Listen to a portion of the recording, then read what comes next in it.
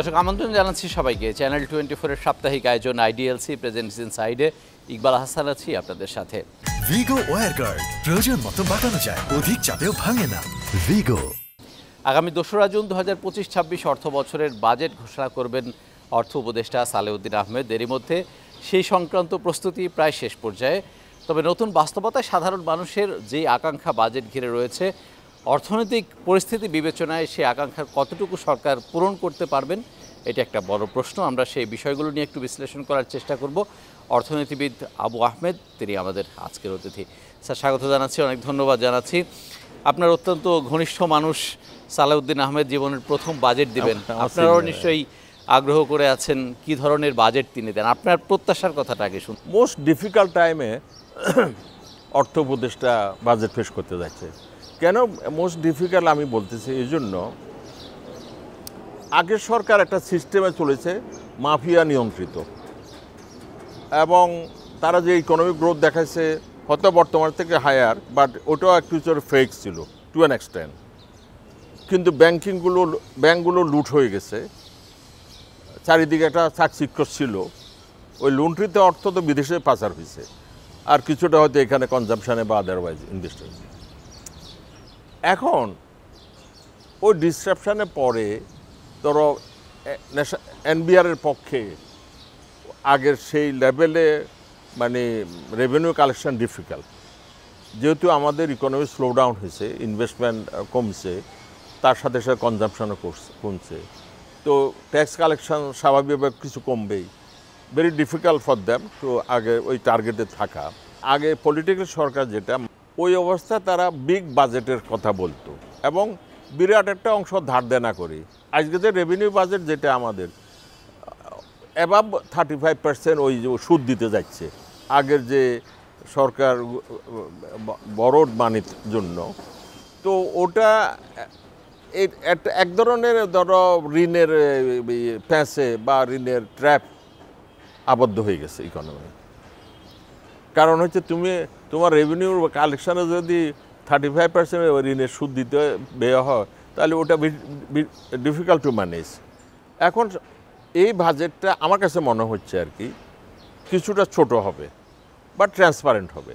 ধার দেনা করি আমরা সবসময়, আমি ইকোনমিক্স সায়েন্সের প্রেক্ষাপট থেকেও বলতাম যে ধার দেনা করি বাজেট বড় করার মধ্যে কোনো মানে বাহাদুরি নেই, বরং বাজেটকে ছোট রাখি। আপনি যদি ডেফিসিট ফাইন্যান্সিং কম করতে পারেন, সেটা আলটিমেটলি ইকোনমির জন্য উপকার হবে। স্যার, কিন্তু প্রত্যাশা তো একটা আছেই, আমরা একটা নতুন বাস্তবতা। হ্যাঁ, কিন্তু ছোট বাজেট দিয়ে নতুন প্রত্যাশা কিভাবে পূরণ করতে? প্রত্যাশাটা হচ্ছে যে শোনো, প্রত্যাশার মধ্যে বিগ বাজেট, তারপরে বিগ বাজেট মানে বিগ বরোয়িং মানে ডেফিসিট, দেন এটা আবার দায় সৃষ্টি করা, হয়তো স্বল্প সময়ের মধ্যে সেটা হয়তো মানুষ গায়ে নাও পড়তে পারে, কিন্তু লং রান ইকোনমির জন্য খুব ক্ষতিকর।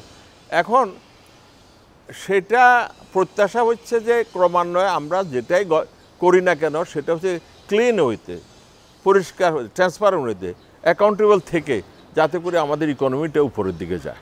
এই প্রত্যাশা হওয়া উচিত। রাইট। আর যদি ধরো লুটপাটের অর্থনীতি হয়, তাহলে তো কোনো কথা নেই। হয়তো তুমি কিছু কিছু জিনিস ভালোও দেখতে পারো, আবার অধিকাংশ মানুষ কিন্তু ওই যে ওটার সুবিধা পাবে না কখনো। সেটা এখন যেটা হচ্ছে যে এই বাজেটটা হয়তো আমি মনে করি যে আগের বাজেটের তুলনা মানে কমই হওয়ার কথা। ধার দেনা করি, অর্থ উপদেষ্টা মহোদয় বলেছেন এটা, যে আমি ধার দেনা করি এটাকে বাজেটকে সাইজ বাড়াতে চাই না। আরেকটা হচ্ছে যে এখানে একটা জিনিস হচ্ছে কি, এটা সরকারের পক্ষে সম্ভব না। আমরা আগ থেকে বলে আসতেছি, তোমার ওই যে বাজেট, রেভিনিউ বাজেট, এটা কিন্তু আমাদের ডেভেলপমেন্ট বাজেটকে অনেক আগে ক্রস করে গেছে। এর মূল কারণ হচ্ছে যে আমরা হাই স্কুল থেকে আরম্ভ করি, মাদ্রাসা থেকে আরম্ভ করি, কলেজ সমস্ত জাতীয়করণ করেছি, আবার সিভিল ব্যুরোক্রেসির সাইজ বড় হয়েছে, তারপর বিভিন্ন মিনিস্ট্রি ডাইরেক্টরেট সমানে বাড়ানো হয়েছে।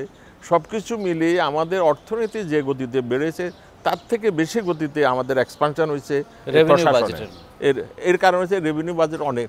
এটা হচ্ছে একটা মানে যত তুমি ট্যাক্স কালেকশন করে দাও না কেন, ওই সুদ আর রেভিনিউ বাজেটে মানে স্যালারিজ অ্যান্ড আদার ইয়াটা মানে ব্যুরোক্রেসিতে বা তার নিচে এগুলাতে ব্যয় হয়ে যাচ্ছে। স্যার উনি আরেকটা কথা বলেছেন যে একটা উদাহরণ বা পদচিহ্ন ফুটপ্রিন্ট উনি রেখে দিয়ে যেতে চান।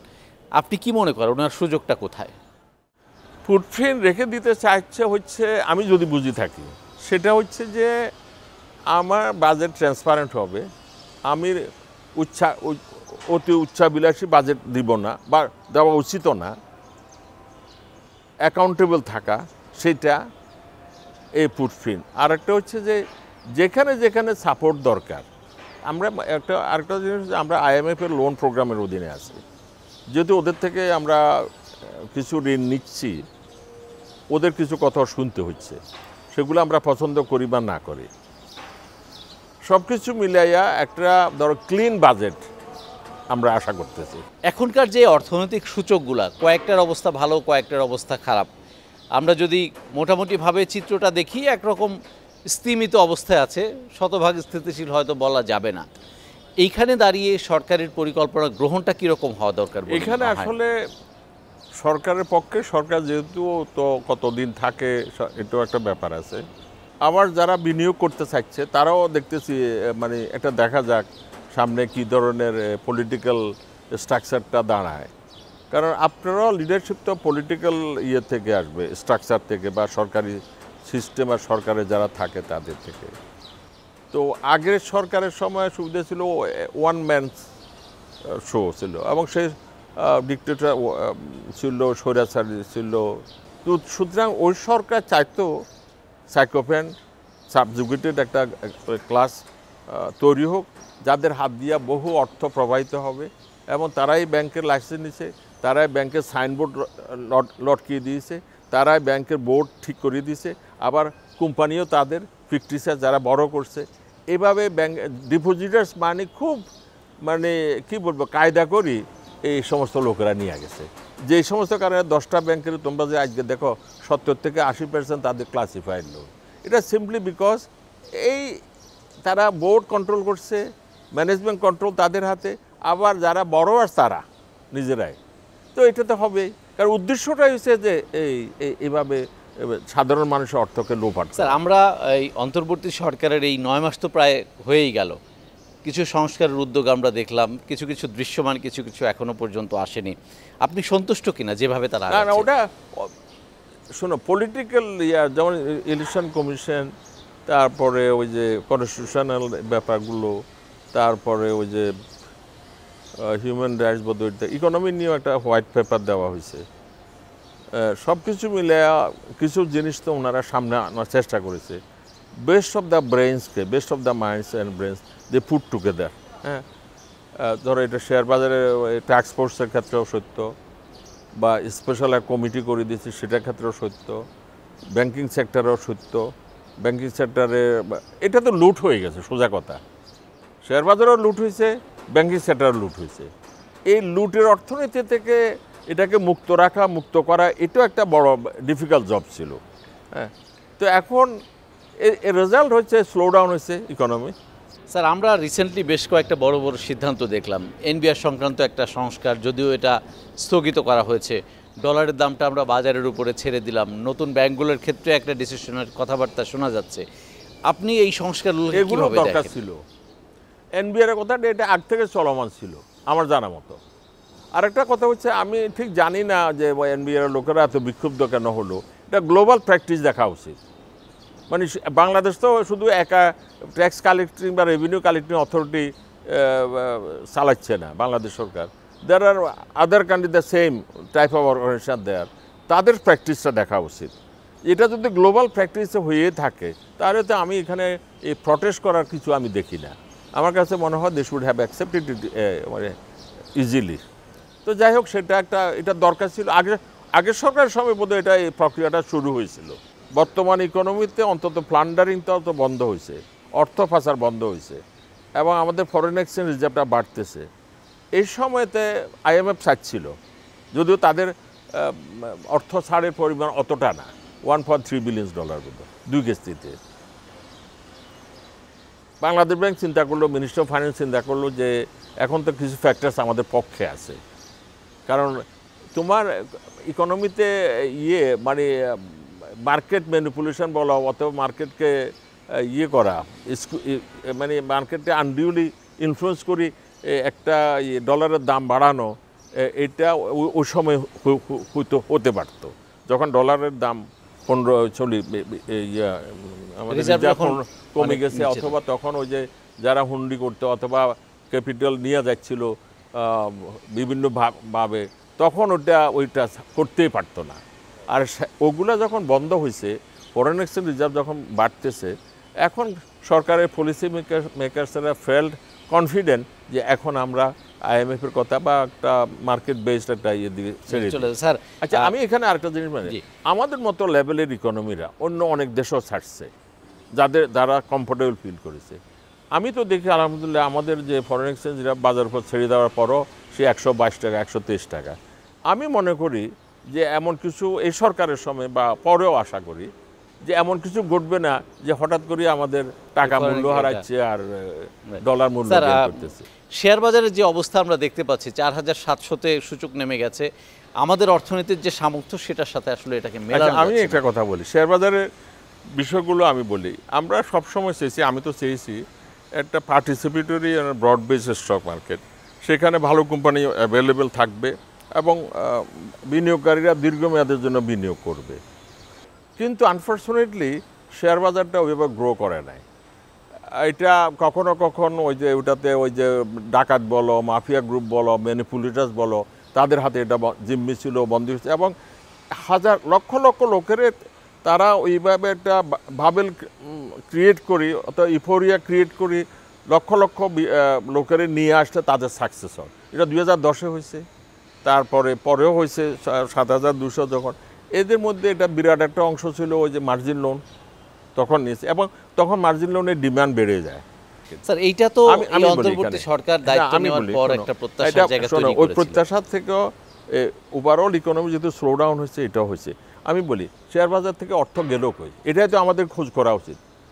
যখন শেয়ার বাজার তুঙ্গে ছিল ওই যে আগের সরকারের সময় বেশ উপরে, কিন্তু সেটা তোমার একটা ম্যানিপুলেটেড ফেক একটা লেভেল ছিল। ওই সময় বহুত এই যে যারা চালাক, যারা মাফিয়া গ্রুপের অংশ, যারা ওই যে সবাই বলতেছে না ডাকাতি নিয়ে গেছে, তারা টাকাগুলো সরাইছে।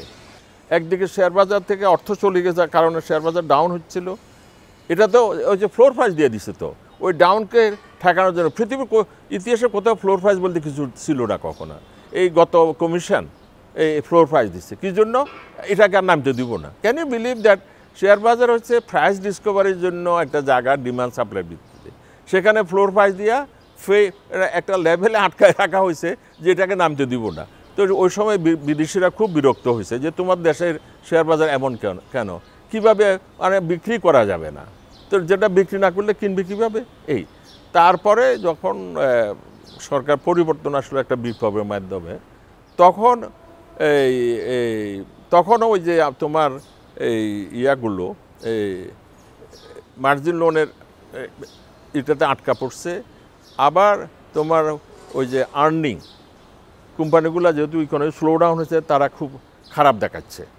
তুমি দেখো গত বছর তুলনায় খারাপ দেখাচ্ছে। তো কোম্পানিগুলো আর্নিং ডিসক্লোজার খারাপ হচ্ছে, তো শেয়ার বাজার তো স্বাভাবিকভাবে একটু ডিসমাল অবস্থায় যাবে। আর একটা হচ্ছে আমি বলি, আর মোর ইম্পর্টেন্ট, সুদের হার বাড়ছে, বন্ড ইল্ড হচ্ছে 12.5-এর উপর। অনেক বিনিয়োগকারী ইনক্লুডিং ইনস্টিটিউশন, তারা গত 2 বছরে এখান থেকে টাকা সরিয়ে বন্ডে নিছে। তাহলে বলো, প্রথম ফেজে গেছে ম্যানিপুলেশনের মাধ্যমে একটা ফেক লেভেলে নিয়ে, আনসাস্টেনেবল লেভেলে নিয়ে অর্থগুলোকে নিয়ে গেছে বাইরে। সেকেন্ড হচ্ছে ইকোনমি স্লো ডাউন হওয়ার কারণে কোম্পানিগুলো আর্নিং কম দেখাচ্ছে, অটোমেটিক্যালি এটা ডাউনওয়ার্ড অ্যাডজাস্ট হচ্ছে। আরেকটা হচ্ছে সুদের হার যদি এত বৃদ্ধি হয়েছে, ইনভেস্টমেন্টের জন্য ক্ষতি হচ্ছে এবং ওইখানে ফ্লো করছে। পরে আমার শেষ প্রশ্ন আপনার কাছে, যে বাজেট আসছে, এখানে আমি শেয়ার বাজার নিয়ে ফর দ্য ফার্স্ট টাইম একজন সরকার প্রধান টপ পলিসি মেকারকে ডেকে কিছু নির্দেশনা দিয়েছে, যেটা আমরা সবসময় চেয়ে আসছি। যেমন বাংলাদেশি ভালো কোম্পানি ইনসেন্টিভ দিয়ে হলো লিস্টিংয়ে আনা, বিদেশি মাল্টিনেশনাল কোম্পানিগুলো যেখানে সরকারি শেয়ার আছে সেটা অফলোড করা, এবং মাল্টিনেশনাল কোম্পানির যদি সরকারি শেয়ার নাও থাকে তাদের সঙ্গে কথা বলি, মিনিমাম যেটা অফলোড করলে লিস্টিংয়ে যাওয়া যায় তাদের সঙ্গে কথা বলা। এটা কেউ করে নাই আগে। এখন সংস্কারগুলো হচ্ছে, ট্যাক্স ফোর্স হয়েছে, অনেক ভালো রিপোর্ট দিছে, আইপিওর ব্যাপার হয়েছে, মার্জিন লোনের ব্যাপার হয়েছে, আরও সব ক্ষেত্রে হয়েছে। আমার কাছে মনে হয় না সামনে কেউ আর ওইভাবে আগের মতো মানে এই অকাজে করতেও পারবে না, অকাজ করে পারও পারবে না। স্যার আমার সব কিছু মিলাইয়া আমি এটা ঠিক, আমি ব্যক্তিগতভাবে আমি হতাশা। সরকারকে আমরাও পরামর্শ দিয়েছি যে আপনারা যদি ইমিডিয়েট শেয়ার বাজারকে একটু চাঙ্গা করতে চান তাহলে কিছু বড় একটা ফান্ড ক্রিয়েট করেন, যেখান থেকে হয়তো আপাতত আপনি কিনবেন, পরে যদি মার্কেট বেশি উপরে উঠলে বা একটা লেভেলে গেলে বিক্রি করাও যাবে। সরকার সেটা অ্যাক্টিভলি বিবেচনায় আছে, তবে কথা হচ্ছে যে টাকা পয়সার ব্যাপার আছে এখানে। এমন ফান্ডামেন্টালি ভেরি স্ট্রং স্টকস যে প্রাইস এত নিচে নামিয়ে আসছে যে আমি যেখানে যাই যাদেরকে চিনি যে buy you invest now you will make money, আমার একটা দৃঢ় বিশ্বাস থেকে বলতেছি। কিন্তু শেয়ার বাজারে যখন হতাশা আসে তখন নিয়ম মানে না, তখন পড়তে, আর শেয়ার বাজারে যখন স্পেশাল গ্রো করতে থাকে তখনও নিয়ম মানে না, তখন এটা উঠতেই থাকে। ইভেন ফান্ডামেন্টাল বা ফেয়ার ভ্যালু ইন্ট্রেন্সিভ ভ্যালু কিছুই মানে না, তার উপরে যেতে থাকে। সুতরাং আমি আশাবাদী যে ইকোনমি যদি ইনশাল্লাহ ঘুরে দাঁড়ায়, সুদের হারটা হয়তো সামনে কমবে, একটা ডিসিপ্লিন আসবে, আর এই রিফর্মস একটা রেজাল্ট দেখা দিবে। আর শেয়ার বাজার, আর এটাও আশা করতেছি যে বাজেটে কিছু আমরা সাজেশন দিয়েছি, সবাই সাজেশন দিয়েছে ইনক্লুডিং ঢাকা স্টক এক্সচেঞ্জ, কিছু ইনসেন্টিভ থাকবে, এটা আমি খুব দৃঢ়ভাবে বিশ্বাস করতেছি। স্যার অনেক ধন্যবাদ আপনাকে আমাদের আজকের আলোচনা এখানে সময় দেওয়ার জন্য। Thank you for inviting. ধন্যবাদ। দর্শকের সাথে শেষ করছি আজকের মতো আইডিএলসি প্রেজেন্টস ইনসাইড। ভালো থাকবেন আপনারা সবাই।